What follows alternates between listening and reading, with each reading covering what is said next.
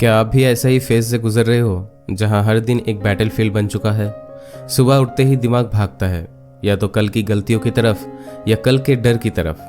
रात को नींद नहीं आती, सिर्फ स्ट्रेस और काश ऐसा ना क्या होता वाली सोच। कभी कभी तो ऐसा लगता है कि जैसे जिंदगी सिर्फ स्ट्रगल बन गई है।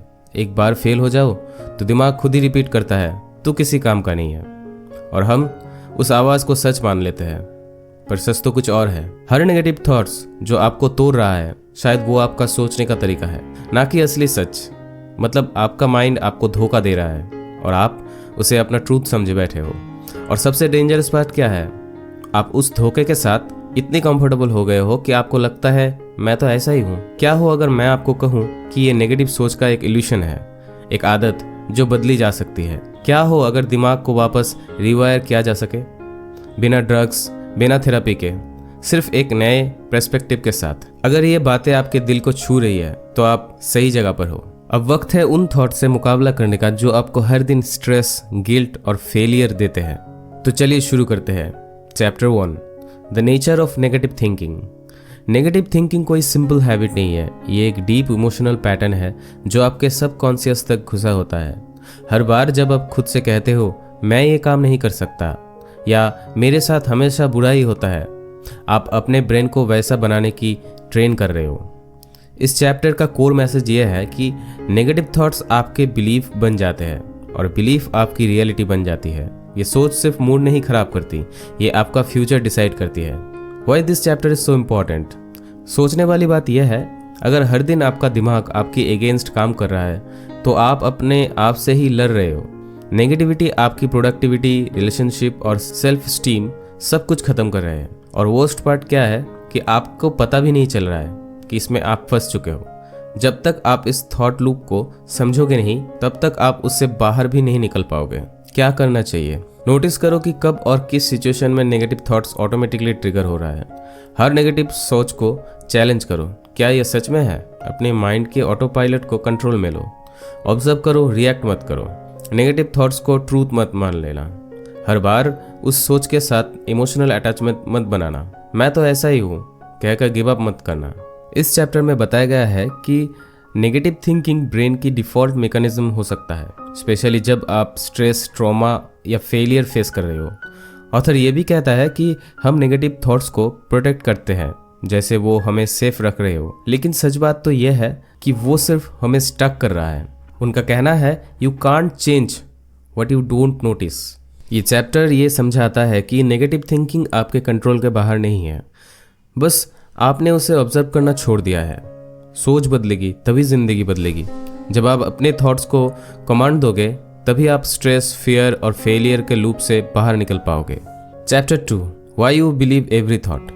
हर थॉट जो आपके दिमाग में आता है क्या वो सच होता है?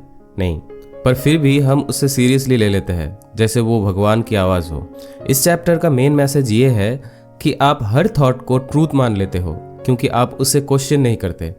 आपका ब्रेन हर थॉट को फैक्ट की तरह प्रोसेस करता है, चाहे वो डाउट हो, गिल्ट हो या सेल्फ क्रिटिसिज्म। सोचने वाली बात यह है, जब आप अपने हर थॉट को विश्वास करने लगते हो तो आप अपना कॉन्फिडेंस, क्लैरिटी और मेंटल पीस सब कुछ खो देते हो। जैसे ही आपका माइंड कहे मैं लूज़र हूँ, आपका हार्ट कहता है हाँ शायद मैं वही हूँ। ये डेंजरस है बिकॉज गलत थॉट भी अगर रिपीट हो तो वो रियलिटी बन जाता है। ऐसे में क्या करना चाहिए? हर थॉट आने के बाद खुद से पूछो क्या ये फैक्ट है या फीलिंग।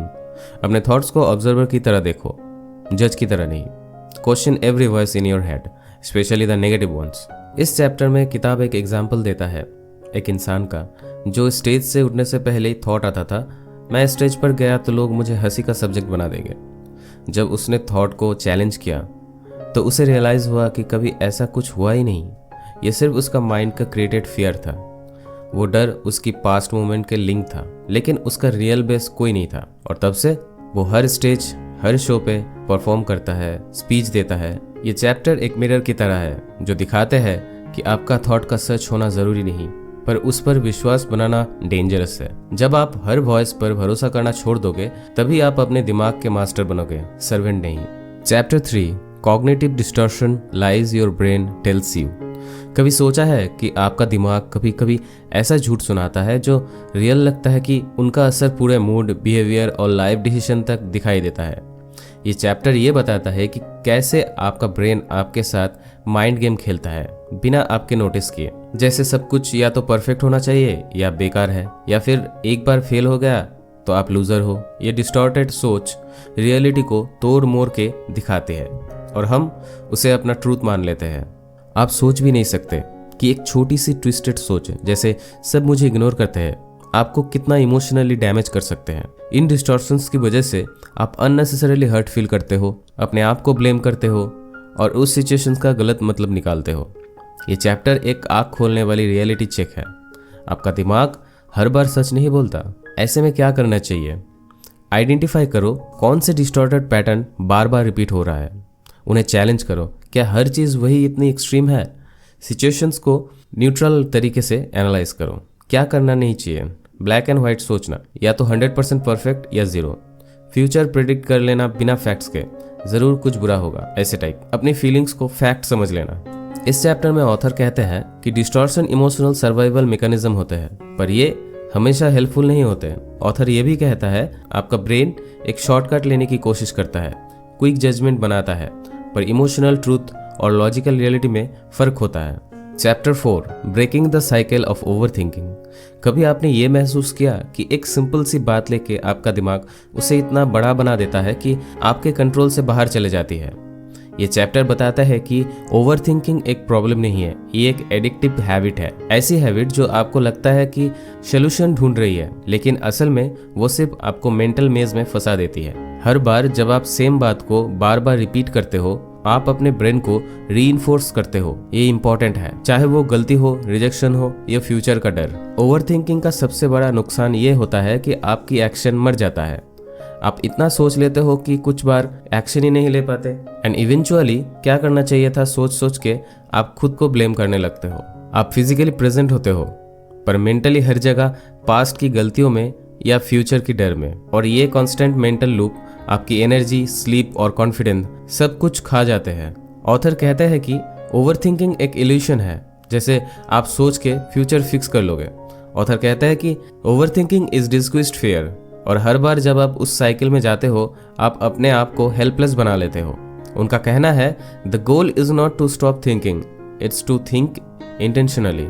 ये चैप्टर ये दिखाता है कि ओवरथिंकिंग एक साइलेंट पॉइजन है जो खुद को सॉल्व करने के नाम पे खुद ही सब कुछ डिस्ट्रॉय कर लेते हो। सोचना गलत नहीं है, लेकिन सोचना सिर्फ सोचने के लिए, ये प्रॉब्लम है। रियल क्लैरिटी तब आती है जब आप एक्शन लेते हो, ना कि जब हर एंगल पे कैलकुलेट करने लगते हो। Chapter 5 learned helplessness and mental traps. कभी ऐसा लगता है कि चाहे जितने भी कोशिश कर लो लाइफ में कुछ बदलता ही नहीं है। आप फेल हो गए, लोगों ने इग्नोर किया, सर्कमटेंसेस बार बार आप दिखाएगा कि आप पावरलेस हो, और एक वक्त ऐसा आएगा जब आप खुद ही मानना शुरू कर दोगे मेरे हाथ में कुछ भी नहीं है। ये चैप्टर एग्जैक्टली उसी माइंडसेट तोड़ने के लिए है। इसमें बताया गया है कि कैसे आपके पास्ट के फेलियर्स और स्ट्रगल ने आपको मेंटली उस जोन में डाल दिया जहां आप इमोशनली हार मान लेते हो बिना कोशिश किए। इसे कहते हैं लर्न्ड हेल्पलेसनेस, एक ऐसी कंडीशन जहां आप अपने दिमाग को सिखा देते हो मैं कुछ नहीं कर सकता, मैं हेल्पलेस हूँ। सबसे बड़ा दर्द तब होता है जब आपको लगता है कि आप कुछ कर सकते थे पर आपने ट्राई नहीं किया, क्योंकि आपने पहले ही हार मान लिया था कि कुछ होने वाला नहीं है। लर्न्ड हेल्पलेसनेस आपके ड्रीम्स का साइलेंट किलर है। यह आपके कॉन्फिडेंस को खा जाता है बिना आवाज़ के। जब आप अपने फेलियर्स को डेस्टिनी मान लेते हो तो लाइफ रुक जाती है और आप अपने ही बनाए हुए इनविजिबल केज में फंस जाते हो। ऐसे में क्या करना चाहिए?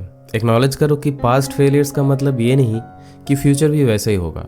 स्मॉल विंस पर फोकस करो जहां आप कंट्रोल महसूस कर सकें। अपने आप से पूछो मैं क्या कर सकता हूं अभी इसी मोमेंट पर। कुछ चीज़ें जो अवॉइड करना ही सही है, जैसे हर रिजेक्शन को परमानेंट वर्डिक्ट समझना, मैं तो ऐसा ही हूँ, इस टाइप के बिलीव्स में जीना। फ्यूचर के लिए ट्राई करना छोड़ देना सिर्फ पास्ट एक्सपीरियंस के बेसिस पर। ये चैप्टर एक बोल्ड ट्रूथ बताता है कि हेल्पलेसनेस एक इमोशन नहीं, एक लर्न बिहेवियर है। आपने अपने फेलियर्स से एक लेसन ले लिया कि कुछ नहीं बदल सकता, लेकिन ये लेसन गलत है। ऑथर कहते हैं every time you choose not to try you confirm a lie your brain told you. ये चैप्टर आपके अंदर घुसे हुए उस बिलीफ को तोड़ता है जो कहते हैं मैं कुछ भी नहीं कर सकता। जब तक आप ट्राई नहीं करोगे तब तक आपको कभी पता नहीं चलेगा कि आप क्या कर सकते हो। हर बार जब आप गिव अप करते हो, आप सिर्फ एक सिचुएशन से नहीं, खुद से ही हार मान लेते हो। Chapter 6 the mindfulness reset.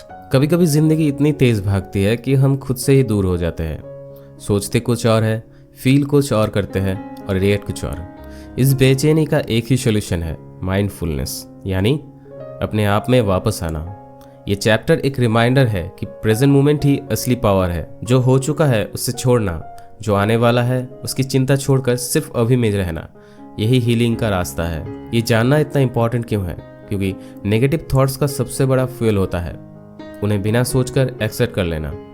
और जब आप माइंडफुल नहीं होते हो, आपके सिस्टम को हैक कर लेता है। माइंडफुलनेस आपको एक पॉज बटन देता है जिसमें आप डिसाइड कर सकते हो रिएक्ट करना है या कॉन्शियसली रिस्पॉन्ड करना है। It breaks the cycle of autopilot negativity. Book में एक इंसान का एग्जाम्पल दिया गया है जो एंजाइटी से स्ट्रगल कर रहा था। हर वक्त उसके माइंड में सिर्फ नेगेटिविटी चलता था। उन्होंने एक सिंपल माइंडनेस हैबिट स्टार्ट की। सुबह उठते ही 3 डीप ब्रेथ लेना और सिर्फ बॉडी सेंसेशन पे ध्यान देना। पहले वीक में उन्होंने फील किया कि वो थोड़ा कम महसूस कर रहा है, थोड़ा रिलैक्स महसूस कर रहा है। रिएक्ट कम करते हैं और उन्हें थॉट्स पे उनका कंट्रोल बढ़ गया है। ये कोई ओवरनाइट मैजिक नहीं है, लेकिन कंसिस्टेंटली प्रैक्टिस से ही आपको काम मिल सकता है। ऑथर कहते हैं you can't stop the waves but you can learn to surf. यानी लाइफ के चैलेंजेस आएंगे ही, पर अगर आप प्रेजेंट में एंकर्ड हो जाते हो तो उनका इम्पैक्ट कम हो जाता है। माइंडफुलनेस एक पेशेंस है, एक प्रैक्टिस है जहां आप सिर्फ ऑब्जर्व करते हो, बिना रिएक्ट के, बिना जजमेंट के। तो अगर ये वीडियो आपको अच्छी लगी हो तो प्लीज़ लाइक कीजिए, कमेंट कीजिए कि आप क्या महसूस कर रहे हो और सब्सक्राइब तो ज़रूर कीजिए। मिलते हैं अगली वीडियो में एक नए बुक के साथ। तब तक के लिए thank you and good bye.